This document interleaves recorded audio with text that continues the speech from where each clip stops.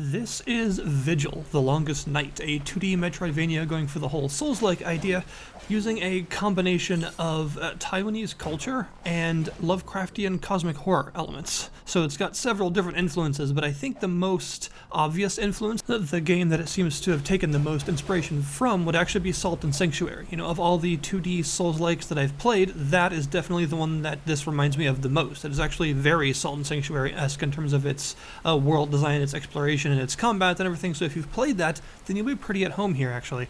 Thematically, I guess you could say that Bloodborne was also probably an inspiration, because it does a similar thing with its themes and its world building, where everything starts off mysterious, like there's some sort of disease, but without too much exact idea of what specifically is going on. And then as you progress through the game, go through the dungeons, kill the bosses, things get worse and worse and creepier and eventually more and more twisted, and eventually you realize that this is not a normal disease. There's some crazy cosmic horror stuff going on behind the scenes, and then the real abominations start coming out for the later half of the game.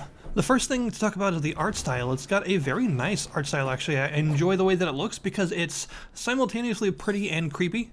It's got a very wispy, soft art style with some glow here and there, but nothing that's too bright, a lot of muted colors. And then it goes from, very serene forests with waterfalls and lots of stone platforms and old dilapidated temples and towns to like the really creepy stuff like, corrupted temples and like places where the walls are made of bones and flesh and stuff like that. So there's actually a lot of environmental variety here, and the actual art style shows it off really well because it's pretty capable of going between very pretty tranquil areas and very terrifying cosmic horror areas. And I find that if you're going for a game like this, if you're going for a theme like this, I should say, where you sort of start in a relatively normal seeming area that just gets worse over time, it's important to be able to do justice to them both. To have the tranquil areas be appropriately serene and relaxing, and to have the creepy areas be appropriately unsettling and gross, you need to actually have an art style that is capable of getting the point across no matter where you are. So this art style actually fits really well with the themes of the game being, exploring into an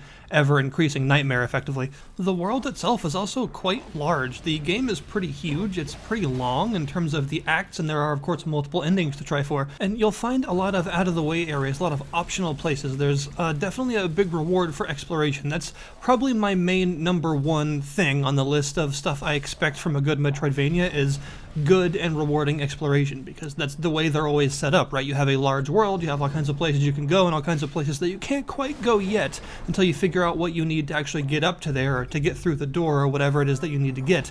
And so there's always a big focus on exploration, a lot of places that you're meant to visit and then revisit later with new capabilities so that you can find more cool stuff. And this game actually does that very well, because there's a lot of out-of-the-way areas, a whole bunch of optional bits, and even entire NPC quest lines and things that are totally optional. If you just explore enough, you'll find, and you can give yourself some really neat equipment and neat spells and other bits of gear and stuff like that just for finding these out-of-the-way areas and completing the quests that you find there. So as far as rewarding exploration goes, this game definitely has that down pretty well. And another one would be the combat. The combat in this game is actually quite good. That is especially important when we're not just talking about a Metroidvania, but a game that's going for the Souls-like idea, since combat in those games tends to be a little more depthy, a lot more based on stamina management and things like that, and this game definitely does that pretty well. I think the stamina management part is actually kind of neat because it does something a bit different than its peers. Normally, the way that it works is you have to manage your stamina carefully because attacking and dodging takes it away. So eventually, you'll run out and you'll be left sort of standing like an idiot for a second and getting hit, so you have to be careful about how much you use. But in this case, you don't actually lose the ability to move or attack or dodge when you run out of stamina. Instead, the stamina gauge starts to fill back up if you keep using it, only it turns yellow instead of blue, and it will double the stamina cost of things when it's in this state, as well as reduce your attack power by half. So it's obviously not something that you want to spam. It's more of an emergency roll out of the way, even though I used all my stamina attacking kind of measure.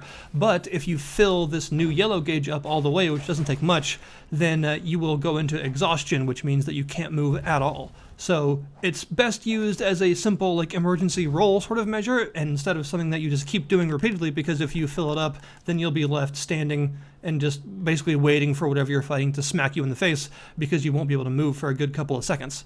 The weapon variety is also a strong suit of the game. The game mentions that it has 4 weapon types, but don't let that fool you, because there's actually a lot more variety than that makes it sound like. The weapon types are actually more like overarching categories, and there tends to be several different types within them. So you have swords, dual daggers, axes, and bows, but there's more than that sounds. Swords can be anything from long swords to great swords to bladed staves and some other exotic things. Dual daggers can be dual daggers as well as dual short swords, dual saw blades, the pincers of crabs with water powers, so there's a good amount there. Bows can usually be things like short bows and long bows as well as slingshots, I believe, and axes can be great axes, halberds, hammers, and some other things of that nature. So there's a lot more weapon variety than it sounds like, and I think that's a high point of the combat actually, because a lot of the weapons are really fun to use. Each of the 4 weapon types has its own skill tree with different attacks and capabilities to unlock. All weapons have some sort of extra function, like a parry, block, a charge attack, it depends on the type of weapon it is, as well as a heavy attack button that performs different things depending on what sorts of skills you've unlocked for the weapon in the skill trees. And also, a lot of weapons, not all of them, but a lot of them have some sort of special feature on them, some sort of exotic attack that you can do, usually with like fighting game inputs, you know, like down forward attack or up down heavy attack, that kind of thing. And these tend to be the coolest aspects because they are usually some sort of very powerful but highly stamina draining attack, like shooting out beams of light or calling forth this big dark wave that crawls along the ground, or like judgment cut slashing the entire screen, stuff like that. So they're usually very big attacks that have a bit of a wind-up time and a high stamina cost, but a high damage payoff if you're able to use them. Another thing the game does differently from the sort of standard Souls-like formula is its magic system. Normally, you equip spells and cast them with some sort of catalyst, but in this case, all of the magic is actually tied to items that you get. You don't equip spells or have like spell casting implements. They're like in the consumable menu, and you equip them as consumable items, but they don't get consumed when you use them. There is actually a mana meter, but it only appears when you have the item selected. It's that little green arc, that little like quarter circle around the item in the bottom right of the screen. And every magic item has a sort of spell associated with it. It takes a different amount of mana, and it also has its own cooldown. So some you can't really spam because they have like a 30-second cooldown because they're very powerful, like screen clearing spells. And some of them you can use a lot more often as long as your mana reserves hold up because they have a much shorter, like, 2 or 3 second cooldown. So I actually quite like this, even though I'm a big fan of the sort of Vancian magic system that a lot of Souls games and other games inspired by them use. I do like the idea of combining magic with a more like prohibitive way to do it. Instead of being something that you can inherently do, it's tied to these like powerful, not very well understood artifacts instead. So that makes it seem, I guess, a lot stronger, but also more limited on purpose, so that it's a mysterious force rather than something that you can actually master yourself. It's something that you just sort of grasp the beginnings of by using these artifacts, and that definitely fits with the Lovecraftian aspect. Cosmic horror does tend to have a lot of that stuff in it, and in fact that's how Bloodborne worked as well. Instead of having spells that you learn, they are items that you equip that cast the spells, and thus make it feel a lot more powerful but mysterious at the same time, so I do like that.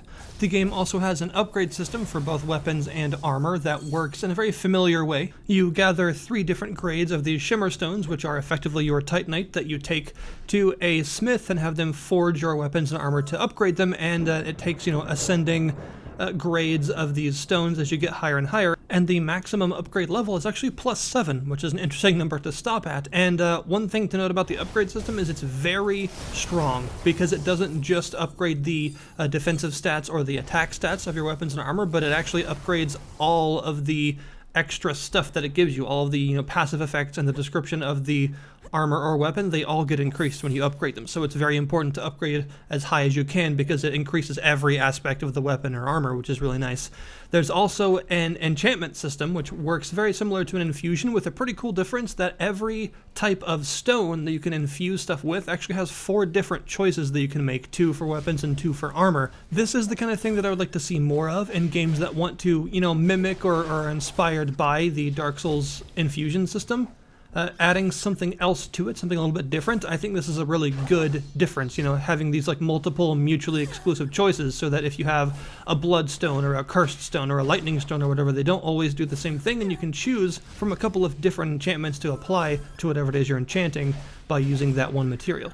There are many different enemy types to fight, each fitting for the area, and of course there are plenty of boss fights to be had, including some optional ones that are out of the way, and I really like a lot of the boss designs. They are fittingly creepy and sort of disturbing and weird, and they tend to fit the areas that they're in quite well, capping them off nicely and giving you a nice sort of resolution to that part of the map, although I will say they're not really that difficult. In fact, I think this game as a whole is actually one of the least challenging of the sort of Souls-like idea that I've played. It's not super easy, but it's also not really hard, and I find that most of the boss fights tend to be, although pretty well designed visually and mechanically they make sense, they're just not super hard. Now that's not necessarily like an objectively bad thing, not every game has to be super challenging, it's just that if you're going for a Souls-like, one of the things that people tend to expect is uncompromising difficulty, but in this case, it's actually pretty easy, I think. Not a bad thing, just bear that in mind, temper your expectations for a pretty shallow difficulty curve. Although I will say that might be an advantage over Salt and Sanctuary, even though that game was much more challenging, the difficulty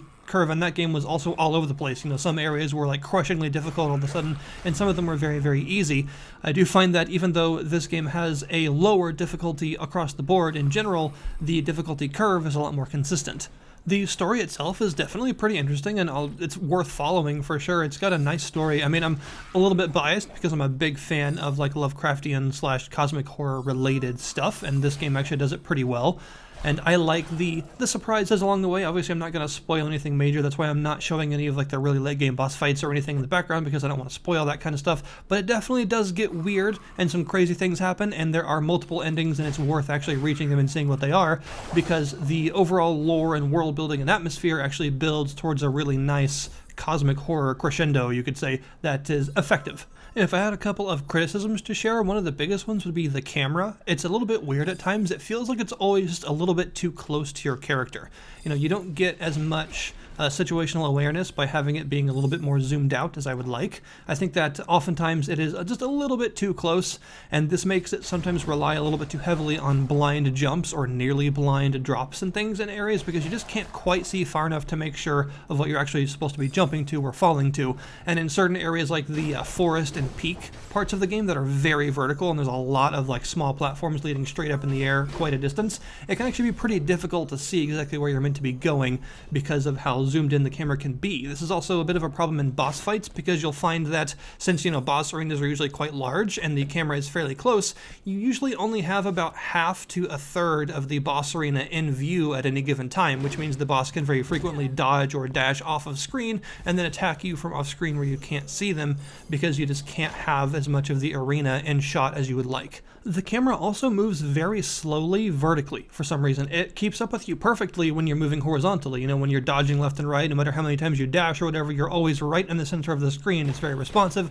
and it works very well. But when you're moving vertically, it's a lot more slow for some reason. When you're dropping down platforms or trying to jump up through platforms like on branches and stuff, it sort of crawls up and down to catch up with you, and it makes it a bit weird, because sometimes you'll be standing on a new platform at the top of the screen and have to wait like several full seconds for it to scroll all the way up to show you what you're actually supposed to be looking at. It's a little bit weird that it moves so sluggishly, so slowly vertically. I'm also not a fan of the ground dash ability. This is probably a common complaint, because things like this tend to be a fairly common complaint in games, which is the way a lot of developers put an option in the options menu to change it, but it's one of those double tap a direction inputs that a lot of people don't like, including myself, because you have a jump, a double jump, a dash, a slide, and an air dash, which are all the same button. You press the dodge button to dodge once, you press the dodge button twice to slide, you press the dodge button in midair to air dash. It all makes perfect sense and works just fine, but the ground dash is a double tap in one direction to dash thing, which means it's a little bit awkward to do on purpose when you need it for exploration, and it's also very easy to accidentally trigger and throw yourself off of a platform to your death. You may find in the background me sometimes just dashing randomly all over the place. That's not on purpose. That's because it's very easy to accidentally trigger the ground dash and dash all around the place and like accidentally get killed because you threw yourself into a wall or whatever. I would like to see an option in the options menu to toggle to change this. Maybe change it to the right analog stick, because the right stick doesn't do anything in the game. It's not bound to anything, so being able to toggle an option in the menu that says, switch it to flick the right stick in the direction you want to dash instead, I think would make a lot of sense and be a very nice change. But that is Vigil, The Longest Night. I would highly recommend it if you're a fan of Metroidvanias or Souls-likes or anything like that, because it is a nice, lengthy game with a lot of content content, a lot of really cool stuff to find, a lot of side quests to do, and cool gear to collect. It's a very good attempt at the Metroidvania genre that I think is definitely worth playing, and is consistently getting updates, adding a lot of new stuff as well, so that's cool. Thank you guys very much for watching. You can check out the link in the description below this video to go to the Steam page for the game and look at it yourself, and I'll see you next time.